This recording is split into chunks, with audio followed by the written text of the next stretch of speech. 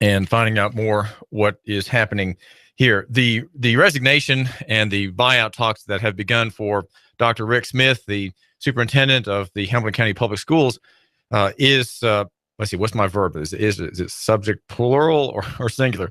Well, the story is that he is resigning, and there are negotiations with the county school board's lawyer about how much he is to be paid. Is he going to be paid $275,000, as David Carroll has reported in several places? Probably the source I saw from David is his blog, ChattanoogaRadioTV.com, and Dr. Smith is apparently going to be pushing for, according to David's sources at TV3, $75,000 in benefits. A large pot for a very, very important man.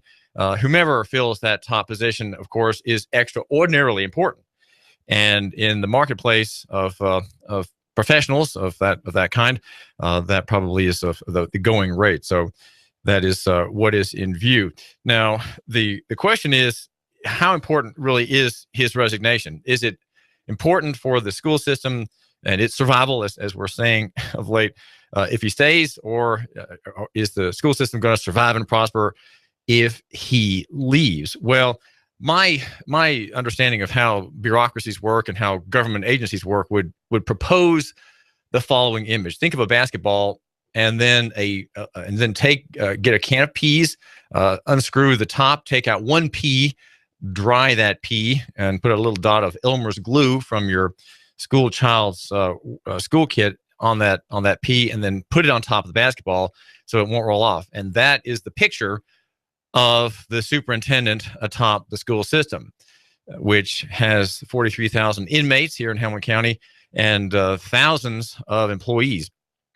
And that is the scale of what he does. Now, of course, he is the superintendent. He's a super, right? SUPER. He superintends the wills of other people. Other people intend things, but he, being the chief executive officer, super intends. His intention is worth more than yours, right? Or worth more than the school boards or the taxpayers. His intention delivers. He's a kind of a minister. He serves a higher authority.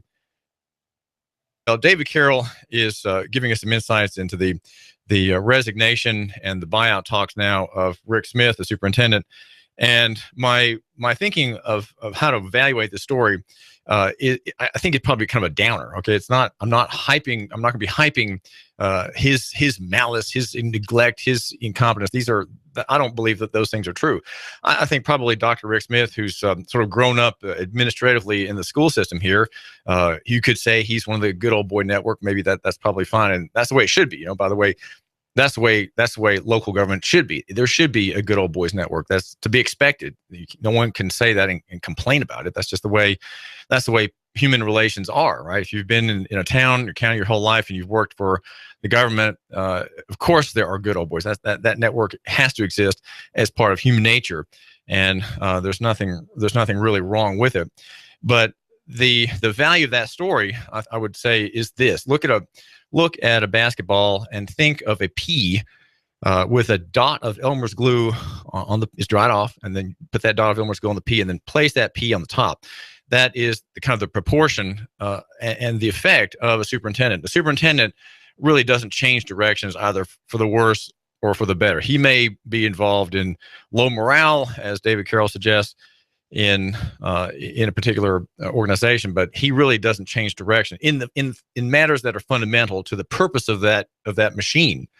He can do very little, either for evil, I would say, or for good. You may have the best superintendent, the most powerful reformer, the most charismatic kind of person be at the top with all the latest thinking, right? Who's digested all the latest studies out of Berkeley about human psychology, and it really won't matter that much. And that's because of the nature of bureaucracies, school bureaucracies, war bureaucracies, regulatory bureaucracies are all alike. They share even the same smells in their central offices. Their hallways all smell the same. There's a very peculiar odor. It's kind of damp. It's a little like old files kind of odor that you find in courts and public buildings. David Carroll says, I've never seen so much distrust and disillusionment aimed toward our public schools, whether it's because of what Rick Smith did or what he didn't do. He eventually accepted his fate.